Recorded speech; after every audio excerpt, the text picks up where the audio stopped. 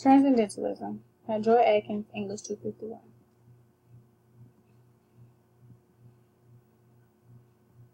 Transcendentalism is a literary, political, and philosophical movement that began in the 19th century.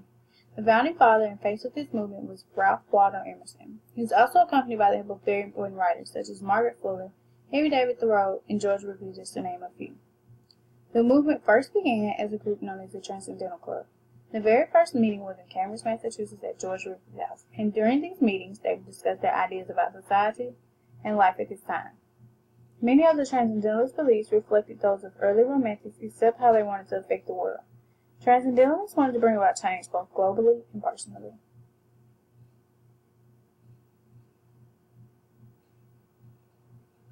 The Transcendentalist movement had many prominent leaders, one of which was Ralph Waldo Emerson.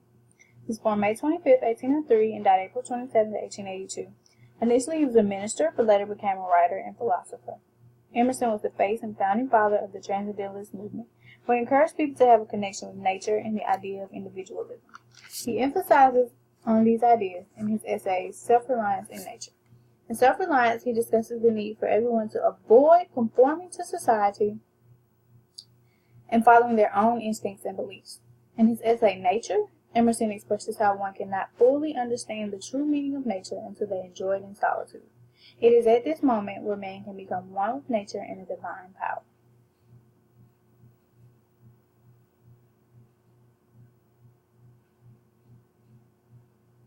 Another leader we have is Henry David Thoreau.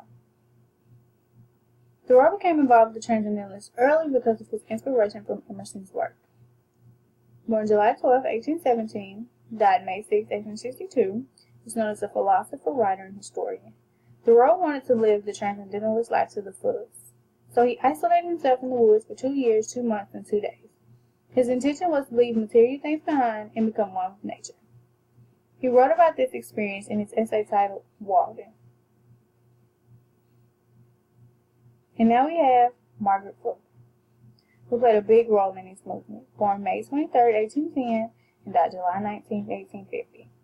She was known as a journalist and women's rights advocate. While Emerson often turned down the chance to speak at abolitionist movements, Fuller was not afraid to speak her mind about social equality. Her most important contribution to the movement was her work done for the Journal of the Dow, and although it wasn't around long, it had a great impact on many writers. Now we will discuss Transcendentalist beliefs. While they had many beliefs, first, they believed in absolute truth. Beyond what society may say, they believed that one could find the answer to absolutely everything, and the truth was specific, and one had to go beyond their senses and use their intuition in order to discover these truths. They also believed in transcending the senses.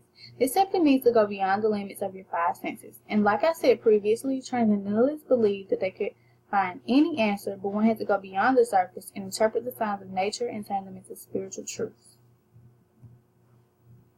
There is also a great emphasis on a connection to nature. It was used to learn that there is so much more to the world. And as discussed earlier, Henry Thoreau left his home and went to live in the woods. And he did this because he wanted to get the essentials of life and embrace things around him. Transcendentalists also had a great focus on the individual. They emphasized people being their own individual person, and their goal was to encourage people to create their own beliefs instead of conforming to societies. Another strong belief they had was social equality. The many people involved worked to abolish slavery and fight for women's rights. They were very adamant about trying to reform society's ills. And finally, you have oversoul. Oversoul is a concept created by Emerson. This was an essay published in 1841 that says the oversoul must be connected to man, nature, and a divine power. And by connecting these 3 things, it meant that one could transcend over to the oversoul.